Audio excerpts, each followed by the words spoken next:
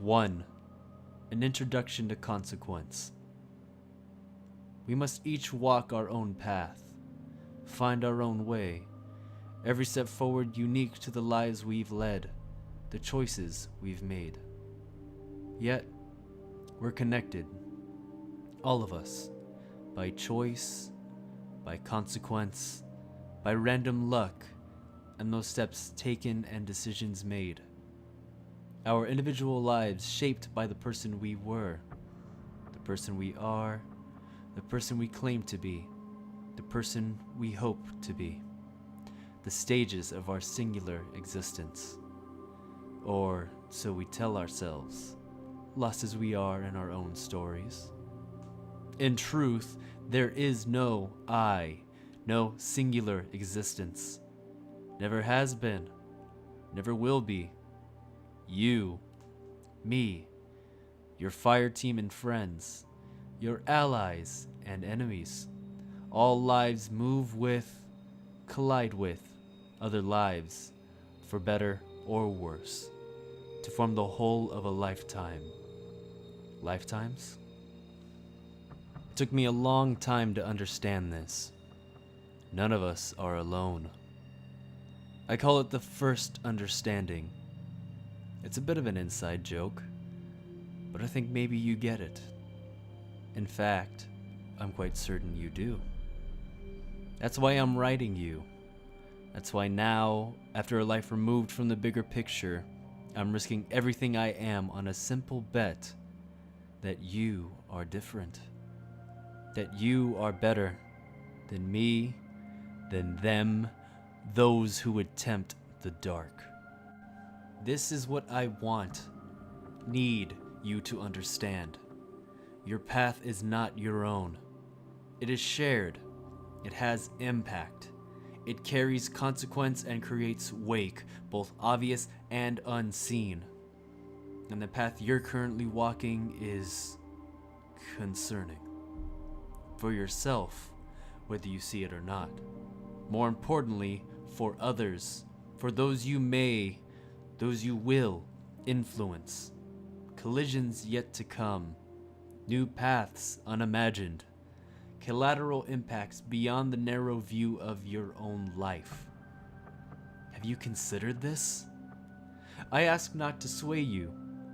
You will find your way, and I will hold off judgment until judgment is necessary. I ask because we are at our best when considering the fallout of our intentions, good or bad, grand or small. That's all I'm after, here and now. Your consideration of the deeds left behind and deeds yet to come. Who do you claim to be? Who do you hope to be?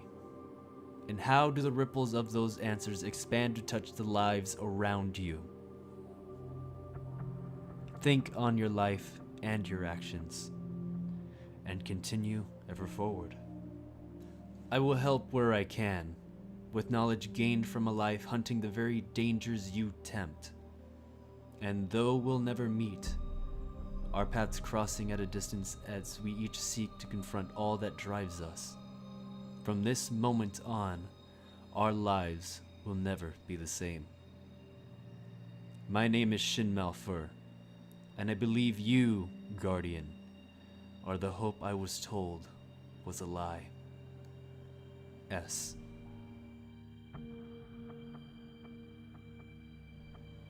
Two, for fear of the conquering hero. I knew a man once. Some claim he was a monster, and I agreed for a very long time. Anymore, I refuse to honor him with the power such labels imply. Monster, beast, other. Terrors meant to frighten, meant to weaken, meant to control. There are no monsters, only the broken and the misunderstood. Still terrifying, sure, but knowable, conquerable, unworthy of the power they possess. This man, clad in black and misshapen by the weight of his sins, professed to wield hope as a weapon, to offer it as a crutch, a beacon he saw as false promise. Nothing dies like hope, he'd say. And was right. A loss of hope stings like no other. But he knew something else. A truth he would not share. A truth muddied by his words and deeds and the grim menace of his presence. And that truth? Hope is eternal. It may fade. It may get lost in the pain and suffering of existence, but it's always there. Somewhere. Hidden, maybe, in plain sight or far from view. This man who craved fear, who inflicted its curse on all he encountered, once conquered the life or death game that would become your training ground. Seeing you and other guardians enforce your will over your fellow champions of the light is reminiscent of the ease with which he was said to dispatch his rivals. But you are not his equal. None are. Not Lord Shax, not Commander Zavala. None of his shadows, or the new breed who wears his title like a badge of honor. Dredgen means abyss. It is an ancient tongue. Not human, not hive. Just forgotten arcana. Another layer of uncertainty and fear draped around a bastard to provide comfort against his sins. It means nothing. It is a void, as is his path. And while you're enjoying your victories and embrace the competitive fires of the Crucible, I would ask you to reflect once more upon yourself. Do you find joy in the challenge? Or in the pain you inflict upon your enemies? Do you revel in the thrill of facing your equal in combat, in testing the limits of your might? Or do you take pleasure in the breaking of their spirit? Reflect on the answers you find. Seek yourself within the truth of your deeds. Are you a hero, or are you a conqueror? One can harness the other, but the opposite is not true. For what it's worth, I see both in you. S. 3. A fire inside. How did it feel? Hunting the crow, tracking him through the tangled wilds of the reef. Hunting the barons, one by one stalking the cutthroats who killed your friend. Was it righteous? Or pure anger? Vengeance driven by a lust for justice? I know the feeling. I know the sensation. Loss, followed by a hole so big you can't fill it with anything but retribution. I've felt that hole twice. First, when everything I'd known was turned to ash. I was just a child then. No way of knowing when or if the pain would end. A man, Jaren, my third father, helped redirect that pain. Gave me purpose. Taught me to hunt. Taught me to survive. Taught me about vengeance. It felt good, like a fire inside. Or so I thought. In truth, the good was just a dulling of the pain, a covering up of the burden of my loss through the redirection of my focus. Why be sad? Why be broken when you can be angry? And so I was for a long time. After Jaren died, killed by the would-be monster and his weapon of sorrow, I hated him for a good while. I was alone again. Lost. I had no direction. I felt abandoned. Just me and the hole left by losing everything I knew. The man who destroyed my life twice over, First, the burning of Palamon, my home. Then the murder of my mentor and father figure. Still walked the wilds, but I was just a young man, angry and frightened. Vengeance, the fire inside me, was a weight, not a comfort, because I lacked the confidence needed to see it through. I spent a long time mad at the murderer who played in shadows, at Jaren for leaving me, at the world, at myself for being lost, at Jaren's ghost for not believing in me. My anger defined me, as did yours, for a short while. What I wonder is, have you ever considered?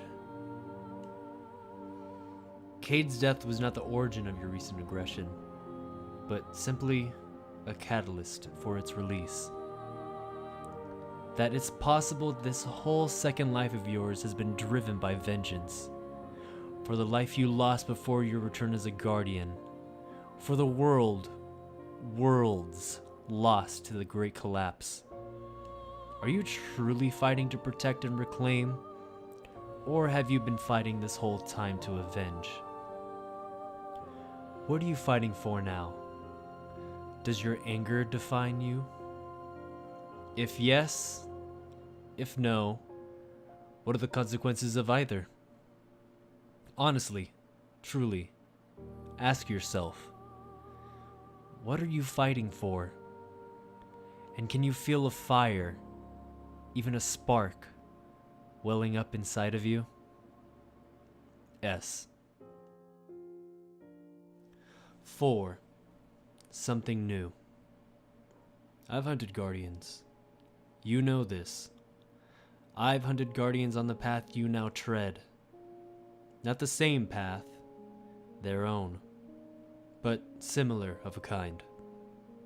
Some have seen the error of their ways sooner than others. I'm not a murderer, but I have, when necessity dictated a drawing of arms. I prefer the alternative. I prefer less finite measures. But I found most who choose this life, a life in search of answers mired in shadow, rarely grasp the extent of their actions. Few reflect. Few actually understand. I've seen the damage done by those who control the uncontrollable. I won't allow it to repeat. To the best of my ability, I will stand against the corruption and challenge all who let the whispers in. Yet, here we are. You, a guardian worthy of legend, dancing ever closer to the edge of an abyss. And I, one who stands against those who attempt such a fate. Yet I, for the first time, haven't moved to stop the music. This is something new. That you and I could share these words is something new. There's something in you. Something about you. Not just bravery. I've seen that come and go. Not just might. The greatest fools I've ever known have also been the greatest warriors. You're curious, but your curiosity is not a weapon. It is a tool. And somewhere in there, in the merging of courage and might and curiosity, I see something worthy of a risk. So go forth, fight for the light, and challenge the dark. I'll be watching with a hopeful heart. But no, should you overreach, should the consequences of the steps you take catch innocence in your wake, should your path veer blindly toward the perversion of your will and the whispers become your truth, I will be there to end it. And you. But you already knew I was going to say that. Understand, this is not a threat. It's just the way of things. S. 5. Echoes followed by silence. I've done my best to offer myself as a voice of reason as you've continued down this road. I have few facts to offer you, only experience, the truth of my being. But here's another truth. I've told you very little that is new. Every word, every question, each time I've implored you to reflect, I was nudging you down a path you've already chosen. To consider your actions is at the core of you. I have seen it. I have heard of it. In the words of your fellow guardians as they recount your feats, your courage, your selflessness. You may tread the razor's edge of damnation, but you are, at your very heart, a just and noble warrior. If I played any hand in expanding your consideration of the people and worlds around you, if I've helped you take a better stock of all you are and all you are capable of becoming, so be it. But it was all of it, already inside of you. This isn't a pep talk. This isn't a signal boost for your hero's ego. I'm saying this because I know things you do not know, from experience. Right now, I imagine you're questioning your true nature. Who is this renegade to define me? My thoughts? My actions? Could be you've been warned about me. Could be, maybe, you're a little scared. After all, the man with the golden gun doesn't play well with others. I leave all that nonsense to you. But by way of a quick word in defense of my intentions, if they were anything but in your best interest, this conversation would have been had with lead, not words. And it would have been your last. And while you have dark thoughts and are no saint, we're all far from pure. It's not the lack of sin that makes the best of us. It's that the best of us feel the weight of our deeds and do not succumb to the weight, to temptation. And I know something you don't know. A secret. The hows and whys don't matter. That's an understanding for another day. But know this. When you are at your lowest, when hope is faded and you're all alone, in the world inside your head, when the odds are stacked and despair has taken hold, remember your fire. It's always there. Once sparked, once the anger, once fear has lit the fuse, the flame will remain. Always. A beacon signaling to eternity that you are here and you will stand no matter the obstacle. And, in the end, if you so choose, it won't be whispers and shadows that save you, that corruption seeks only to abuse. No, it will be your first loud words, and your enemy's last. Don't question the moment. This is my only best advice. Take hold. Speak clearly. The echoes followed by silence will tell the tale, and the last word will be ever yours. S. 6. A gift and a touch of gray. The gun came to you. How does it feel in your grip? Few can light its fire, but any reborn of the light can call its name. That's a secret I'm bound to hold. Just know you've earned it, and you've earned it true. The cannon you hold is yours, but it is no replica. It is a gift from a friend. I've hunted agents of the darkness for longer than I care to recount. From childhood to now.